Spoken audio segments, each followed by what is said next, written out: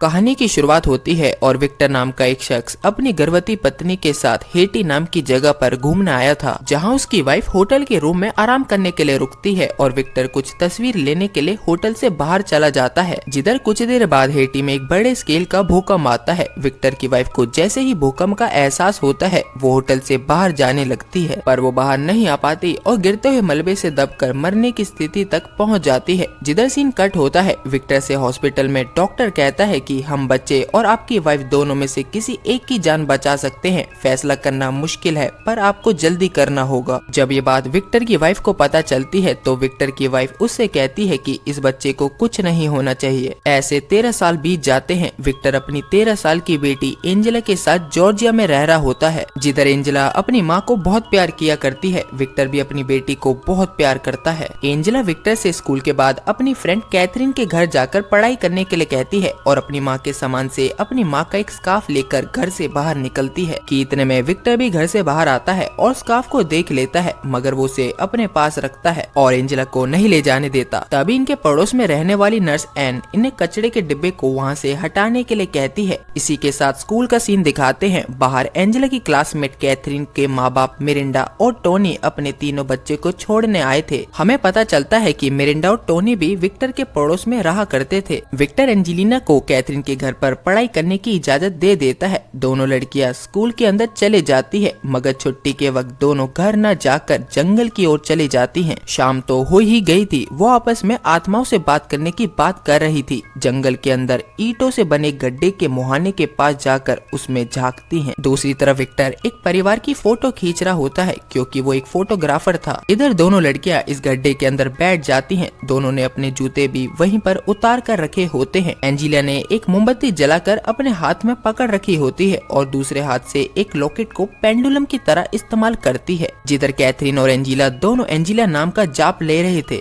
Angela अपनी माँ की फोटो को भी देख रही होती है, क्योंकि ये सब वो अपनी माँ से बात करने के लिए कर रही थी। इधर विक्टर ने जिस परिवार की फोटो खींची थी वो लैपटॉप पर देख रहा होता है। उसके स्टूडियो की लाइट डिम होती है और वो पीछे मुड़कर देखता है। फिर लैपटॉप में देखने पर खींची हुई फोटो खराब हो जाती है। विक्टर अपना काम खत्म करके जब तक घर पहुँचता है तब तक रात हो चुकी थी। वो घर में एंजेला को ढूंढता है पर वो घर पर नहीं थी। फिर विक्टर कैथरीन के घर फोन करता है। उसकी माँ मिरिंडा उसे बताती है वो दोनों शाना के घर गई हैं। जिधर टोनी, मिरिंडा और विक्टर तीनों मिलकर शाना से फोन पर पूछते हैं तो शाना उन्हें बताती है स्कूल की छुट्टी होने पर मैंने उन दोनों को पैदल जंगल के अंदर जाते हुए देखा था। तीनों तुरंत टॉर्च लेकर जंगल में चले जाते हैं। इन्होंने पुलिस को भी बुला लिया था। कुछ ही समय में तीनों उसी गड्ढे पर पहुँच जाते हैं। विक्टर गड्ढे में उतरकर टॉर्च से देखता है। ये तो एक सीवर लाइन जैसी जगह थी। आगे की तरफ जाता एक रास्ते पर गंदा पानी से भरा विक्टर उसी जगह पर था जहां दोनों लड़कियां बैठी थी। जिधर टॉर्च की रोशनी में उसे वहां गिरा वही लॉकेट मिलता है। लॉकेट को उठाने के लिए वो आगे जाता है तो उसका पैर फिसल जाता है और वो पानी में गिर जाता है। पीछे हटने पर घास पत्तों के नीचे पानी में डूबा हुआ एंजेला का एक जूता मिलता है। सीन कट होता है। तीनों पुलिस स्टेशन में एक महिला ऑफिसर से बात कर रहे होते हैं। पुलिस ऑफिसर उन्हें बताती है उन्हें दोनों लड़कियों के पैरों के निशान उसी जंगल से बाहर जाते हुए मिले हैं। वो दोनों एक साथ वहाँ से कहीं और गई हैं। आगे विक्टर मिरिंडा और टोनी से पूछता है कि क्या तुम्हारी लड़की की कोई ऐसी बात है जो हमें मालूम ना हो। जिधर टोनी और मिरिंडा को इस बात पर गुस्सा आ जाता है। मिरिंडा भी विक्टर से कहती है कि हमें भी नहीं पता था कि कैथरीन की तुम्हारी लड़की से दोस्ती है। अगले दिन सुबह होने पर खोजी कुत्तों को एंजेला और कैथरीन के कुछ कपड़ों को सुंघाकर खोजबीन जारी रखी जाती है। विक्टर रात में जब अपने घर पहुँचता है तो उसका एक दोस्त अपने रीति रिवाज से घर में कुछ रिचुअल धार्मिक संस्कार करा रहा होता है। ये देख विक्टर उन सभी को वहाँ से जाने के लिए कहता है। सभी के जाने के बाद विक्टर का दोस्त उसे कहता है कि ये सब हम एंजेला को वापस लाने के लिए कर रहे थे, पर विक्टर को इन सभी बातों पर यकीन नहीं था। और अगले ही दिन सुबह एक किसान को अपने अस्तबल में ये दोनों लड़कियां मिलती हैं। ये किसान का अस्तबल उस जंगल से 30 मील दूर था। वो तुरंत से पुलिस को खबर करता है। दोनों लड़कियां और सभी अब हॉस्पिटल में होते हैं, जहाँ दोनों की ही जाँच होती है। महिला पुलिस ऑफिसर के ये पूछने पर कि क्या तुम्हें पता है कि तुम कितने समय बाहर रही हो, तब एंजेला कहती है कि एक रात। तो उसके पिता विक्टर उसे बताते हैं कि तुम 3 दिन से लापता हो। इधर दोनों लड़कियां कुछ अलग तरह की हरकतें भी कर रही होती हैं। डॉक्टर विक्टर टोनी और मिरिंडा को बता रही होती हैं कि दोनों बच्चियां ठीक हैं, बस थोड़ा ज्यादा चलने की वजह से ये कुछ परेशान है। और मिरिंडा अपनी बेटी कैथरीन की तरफ देखती है जो कि शीशे के दूसरी तरफ से उसे घूर रही थी।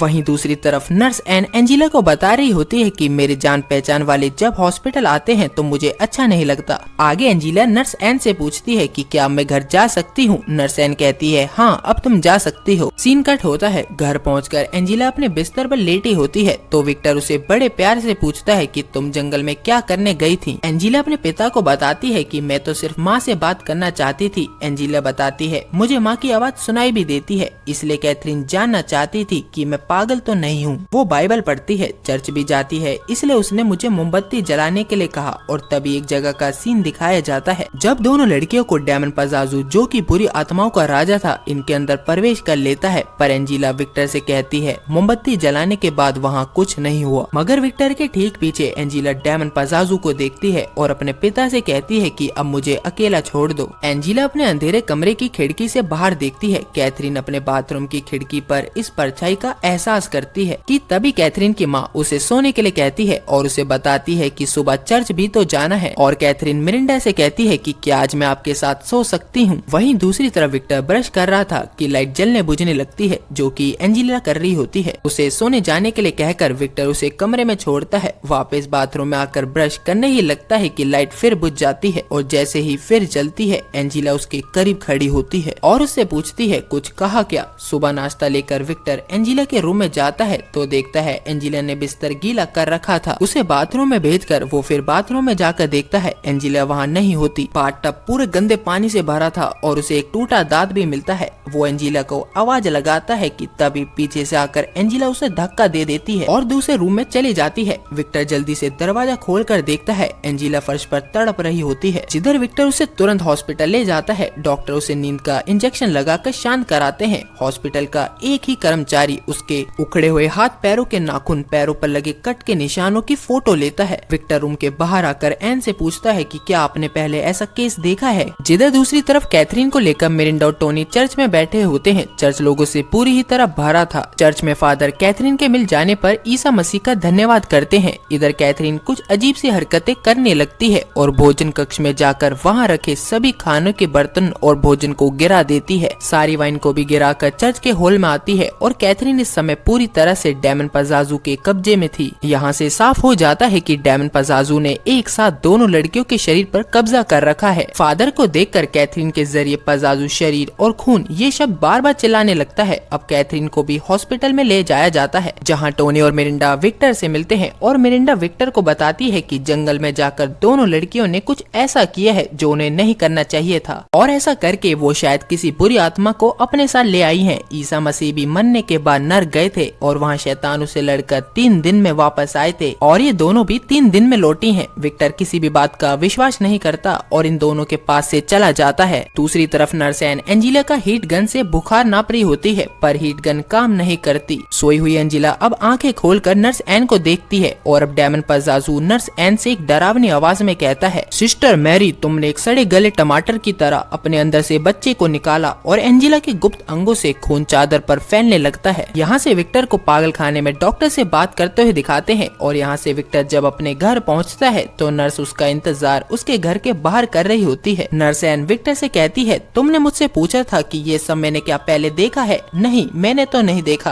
पर कुछ लोग हैं जिन्होंने ये सब देखा है। और झेला भी नर्स एन विक्टर को एक किताब देती है और कहती है इस किताब में वो सारे जवाब हैं जो एंजेला के डॉक्टर के पास भी नहीं है। जिधर विक्टर उसे एक धार्मिक किताब समझकर ले लेता है, पर उसे इन बातों पर विश्वास नहीं था, इसलिए वो नर्स एन को इग्नोर करके घर के अंदर जाने लगता है। इस पर नर्स एन उसे रोकती है और उसे हॉस्पिटल में एंजेला के मुंह से निकली वो बात बताती है। नर्स उसे बताती है कि जब मैं कम उम्र की थी तब मैं नन बनने वाली थी और तब पिछली जिंदगी को छोड़कर हमें एक नया नाम दिया जाता है। जो नाम मुझे मिला था वो था सिस्टर मैरी, पर मैं ईश्वर की राह पर नहीं चल पाई और मैं गर्भवती हो गई। मैंने अपना गर्भपात करवा लिया और ईश्वर की राह को छोड़कर नर्स बन गई। आज तक भी इस नाम और मेरे गर्भपात के बारे में किसी को कुछ नहीं पता, पर एंजेला ने ये सारी बातें मुझे बोली। इतना सुनते ही विक्टर घर के अंदर आता है और इस बुक को पढ़ने लगता है। इस बुक की राइटर क्रिस होती है, जिनकी बेटी के साथ ये सब पहले हो चुका था। जिधर विक्टर को इंटरव्यू देखकर इन बातों पर विश्वास होने लगता है और वो नर्स एन और अपने दोस्त को घर बुला लेता है। नर्स एन क्रिस मैकनेल से संपर्क करती है और विक्टर उनसे मिलने जाता है। विक्टर रीगन के बारे में भी पूछता है। क्रिस उसे बताती है कि उन्हें भी नहीं पता वो कब कहाँ रहती है, बस उन्हें तो अपनी बेटी का इंतजार है। बातचीत के दौरान विक्टर अपनी बेटी की तस्वीर क्रिस को दिखाता है, जिसमें उसकी टांगों व शरीर के दूसरे हिस्सों में कट के निशान लगे थे।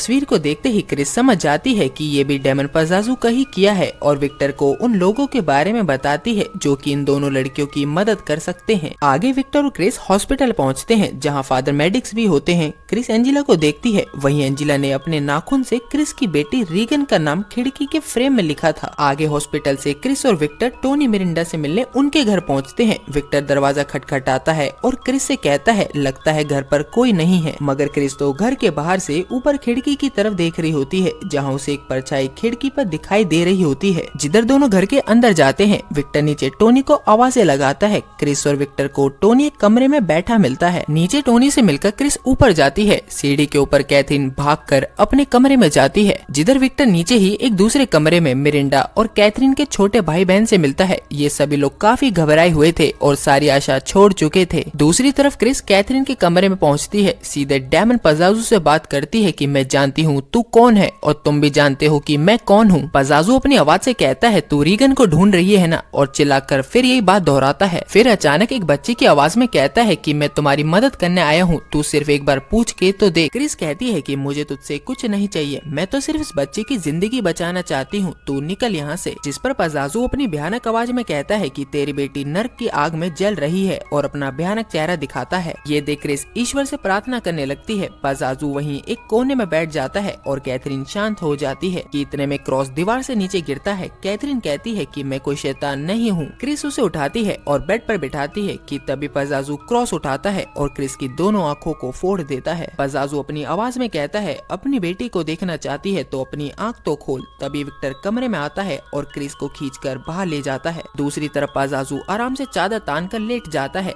एम्बुलेंस क्रिस को हॉस्पिटल ले जाती है और टोनी और उसका परिवार घर के बाहर परेशान बैठा था। वहीं कुछ पुलिस वाले अंदर कैथरीन की चादर हटाते हैं। इस समय कैथरीन ही होती है। वहीं फादर मेडिक्स अपने सभी साथियों से इन दोनों लड़कियों की जान बचाने के लिए एक धार्मिक संस्कार कराने के लिए कहता है और नर्स एन भी इन सभी चर्च के फादर्स के साथ बैठी थी। इधर विक्टर हॉस्पिटल में क्रिस से मिलता है और क्रिस से माफी मांगता है कि ये सब मेरी वजह से हुआ। क्रिस उसे समझाती है कि डीमन ने मुझे ये कहा कि तेरी बेटी मर चुकी है, पर मुझे पूरा यकीन है कि वो सही सलामत है, इसलिए तुम्हें भी खुद पर पूरा यकीन करना होगा और सभी को अपने रीति रिवाज से उन दोनों बच्चियों की जान बचानी होगी। ये सुन विक्टर अपने दोस्त से अफ्रीकन लेडी के बारे में पूछता है जो उसके घर में पूजा करने आई थी। जिधर अगले ही सीन में अफ्रीकन लेडी विक्टर के घर अपने रीति रिवाज से पूजा की तैयारी शुरू कर देती है। यहाँ के लोकल चर्च के फादर और फादर मेडिक्स भी अपने धार्मिक संस्कार की तैयारी करते हैं। विक्टर एंजिला को हॉस्पिटल से लाता है जिस पर डेमन पजाजू का साया काफी बढ़ चुका था। टोनी और मिरिंडा भी कैथरीन को लेकर आते हैं। कैथरीन की हालत बिल्कुल एंजिला की तरह थी। जिधर विक्टर और उसका दोस्त कमरे के बीच में दो कुर्सियों को बिल्कुल ही विपरीत दिशा में फर्श से नट बोल्ट से फिक्स कर देते हैं। आगे एन और विक्टर घर के बाहर फादर मेडिक्स को कार से आता देखते हैं, पर फादर मेडिक्स नर्स एन से कहते हैं कि हमें चर्च से इस रिचुअल में शामिल होने की इजाजत नहीं मिली। उनकी बातों से डर साफ दिखाई दे रहा था। विक्टर फादर से कहता है अब हम पीछे नहीं हटेंगे और इस पूजा को जरूर करेंगे। एन फादर से कहती है क्या हम इन बच्चों को तड़पता देखते रहेंगे। फादर नर्स एन को बाइबल और एक क्रॉस देते हैं और एन को समझाते हैं कि उनसे उचित दूरी बनाकर रखना। जिधर फादर नर्स को ही ये धार्मिक संस्कार कराने के लिए कहते हैं। जिधर टोनी मिरिंडा लोकल चर्च के फादर अपने दोस्त और अफ्रीकन लेडी को बताते हैं कि फादर मेडिक्स नहीं आ रहे। इस बात से टोनी और मिरिंडा थोड़ी चिंता करते हैं, पर नर्स एन उन्हें समझाती है भले ही पवित्र चर्च के फादर मेडिक्स यहाँ नहीं आ रहे, पर मैं यह कर सकती हूँ। मैं अपनी पूरी जान लगा दूंगी। मैं रोमन पढ़ना जानती हूँ और मैं ये करके रहूंगी। हम सभी को पूरी ताकत झोंकनी होगी। विक्टर सभी से कहता है कि कमरे में कदम रखने से पहले हम सभी को अपने पर यकीन करना होगा, वरना वो जा सकता है। और सभी कमरे में जाते हैं। दोनों लड़कियों को कुर्सियों पर बांध रखा होता है। दोनों का ही चेहरा एक दूसरे से विपरीत दिशा की तरफ होता है। कमरे में सभी को तेज दुर्गंध आती है। मशीन पर नर्स एन दोनों की हार्ट बीट चेक करती है जो कि नॉर्मल होती है। अफ्रीकन लेडी भी मोमबत्तियां जलाती है और सभी को एक एक ताबीज पहनने के लिए देती है। वो सभी को आग्रह करती है कि ये रिचुअल शुरू होने के बाद कोई भी बच्चों को नहीं छुएगा। ताबीज पहनने के बाद नर्स एन बाइबल के मंत्र पढ़ने लगती है। एंजिला धीरे से अपना सर उठाती है और अपने पिता को घूरती है। कैथरीन की हालत भी कुछ इसी तरह थी। नर्स एन ने जो मंत्र पढ़े थे वो इन दोनों के शरीर से बुरी आत्मा को इनके शरीर को छोड़कर बाहर निकलने के लिए ईश्वर का एक आदेश था। पर मंत्र के पूरा होते ही डेमन पजाजू कैथरीन के जरिए एन से कहता है कि आज रात तू मरेगी, यहाँ कोई नहीं बचेगा। सभी लोग अपनी प्रार्थना तेज आवाज से करने लगते हैं। दोनों लड़कियों के जरिए पजाजू नर्स एन की पहले की कुछ गलतियों का एहसास कराने लगता है जिससे कि वो कमजोर हो जाए और वो खुद और ताकतवर हो जाए। एन कुछ कमजोर सी होने लगती है, मगर वो फादर मेडिक्स के दिए क्रॉस को उठा लेती है। कमरे की खिड़कियां दरवाजे हिलने लगते हैं। दोनों लड़कियां बुरी तरह तड़प रही होती हैं। ये देख मिरिंडा कैथरीन की तरफ उसे पकड़ने के लिए बढ़ती है, पर एन मिरिंडा को रोक देती है। प्रार्थना खत्म करके सभी लोग आगे आने वाली रिचुअल की तैयारी करते हैं। दोनों लड़कियां इन्हें सब करता देख रही होती हैं कि एंजेला सर ऊपर की तरफ करती है और उसके मुंह से धुआं निकलता है और उसके ऊपर स्थिर हो जाता है। अफ्रीकन लेडी वही पवित्र पानी को अपने मुंह में भरती है और वहीं जलती आग पर एक फुहार छोड़ती है। आग एकदम से भड़कती है और उसमें से निकलता धुआं एंजेला के अंदर से निकली भाप जैसे धुएं को ढक लेता है और अपने साथ उसी जलती आग में ले जाकर खत्म हो जाता है। जिधर सभी उस लेडी से पूछते हैं हो गया क्या। अफ्रीकन लेडी उन्हें बताती है अभी तो शुरू हुआ है। वो लेडी विक्टर को लड़कियों के शरीर से होकर नीचे बर्तन में गिरे पानी को घर से दूर फेंकने के लिए कहती है। विक्टर पानी को फेंक कर देखता है। वही फादर मेडिक्स घर के बाहर अपनी कार में बैठकर बाइबल के श्लोक पढ़ रहे थे। विक्टर उन्हें कहता है अब लड़ना होगा और घर के अंदर चला जाता है। प्रार्थना फिर शुरू करी जाती है। विक्टर एंजेला के सामने घुटनों के बल बैठता है। जिधर डेमन पजाजू एंजल के जरिए उसको उसका अतीत बताता है, जब तुम्हारी वाइफ जिंदा थी और डॉक्टर ने तुम्हें पूछा था वो बच्चे और तुम्हारी वाइफ में से किसी एक का ही जान बचा सकते हैं, तो तुमने उसी समय अपनी वाइफ को बचाने के लिए कहा और बच्चे को मारने के लिए कहा था। ऊपर वाले ने तुम्हारे साथ चाल चली और वो बच्चा जिंदा रहा। अब तुम्हें एक और फैसला करना है, दोनों में से एक लड़की ही बचेगी। एंजेला कहती है करो फैसला डैडी, जो तुम्हें पहले करना चाहिए था, मुझे चुनो। वहीं कैथरीन अपनी माँ से कहती है नहीं मुझे चुनो। दोनों लड़कियां मुझे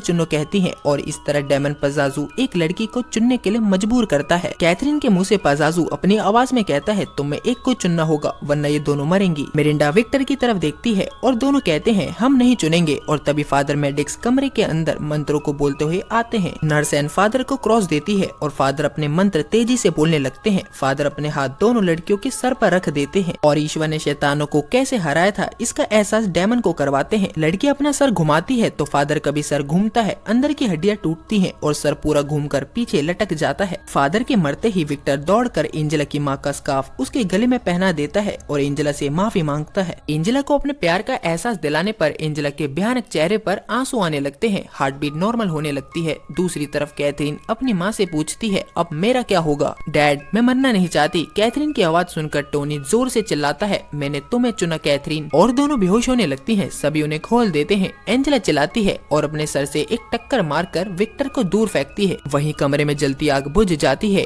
एंजेला हवा में उठ जाती है और चीख रही होती है। एंजेला के मुंह से काफी सारा खून निकलता है और पूरी छत पर एक भंवर सा बन जाता है। एंजेला जोर से फर्श पर गिरती है और मशीन दिखाती है कि एंजेला की धड़कनें बंद हो चुकी हैं। वही कैथरीन नॉर्मल होती दिखती है। विक्टर एंजेला की बॉडी को गले से लगाकर रोने लगता है, पर तभी कैथरीन की मशीन धड़कने बंद हो जाती है और कैथरीन की बॉडी तो वहीं पर होती है। उसकी आत्मा जंगल के उसी बंकर के अंदर पानी के पास पहुंच जाती है। वहाँ कैथरीन की आत्मा भी अपने माँ बाप को पुकारती है। वहाँ पजाजू कहता है कि मैंने तुम्हें चुना और उसे पानी के अंदर खींच के ले जाता है। यानी कि पजाजू ने इनके साथ चाल चली थी कि जिस लड़की को बचाने के लिए ये चुनेंगे मैं उसी को अपने साथ ले जाऊंगा। वहीं एंजेला बिल्कुल ठीक हो जाती है। डॉक्टर और पुलिस को बुलाया जाता है। अफ्रीकन लेडी ने शुरू में जो 2 मोमबत्तियां जलाई थी उसमें से वो एक को बुझा देती है और फिर सभी लोगों को नॉर्मल जिंदगी जीते हुए दिखाया जाता है। क्रिस को हॉस्पिटल में दिखाया जाता है जिससे मिलने उसकी बेटी रीगन आती है और अपनी माँ को गले मिलती है। इसी के साथ ये मूवी खत्म होती है। Thanks for watching.